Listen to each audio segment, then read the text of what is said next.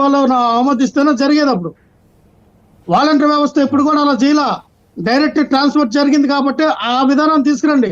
మళ్ళీ మీరు వీళ్ళు తీసుకొని జనం కమిటీ లాగా వేరే రంగం తీసుకెళ్తే జనాలు ఖచ్చితంగా ఈసారి ఈడ్చిడ్చి కొడతారు జనాలు. ఎందుకంటే అప్పుడు జనాలు వేరు, ఇప్పుడు వేరు. అందరు కూడా తెలుగు మీరిపోయి ఉన్నారు, తెలుగు మీరిపోయి ఉన్నారు సార్. అందుకనే తెలిసింది అప్పుడు వేరు, ఇప్పుడు వేరు. అదే అంటున్నా, ఆ పరిస్థితి మీరు తెచ్చుకోవద్దు అంటున్నాడు ఇప్పుడు ఆయన. అది అనిపిస్తుంది మీరు ఆ పరిస్థితి చేస్తున్నారు సార్. అది రాకూడదనే చాలా జాగ్రత్తగా వీళ్ళు పకడ్బందీగా చేస్తున్నారు. పకడ్బందీ చేయండి, జనభవన కమిటీలా చేయొద్దు.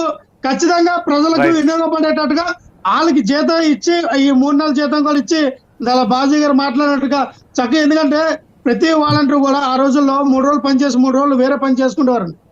అలాగా వాళ్ళు వెళ్ళేవారు. 5,000 కంటే ఎవరు చేస్తారండి? బీటెక్ ఎంపిక్ చేసిన చేయరు, వాళ్ళు వేరే పని.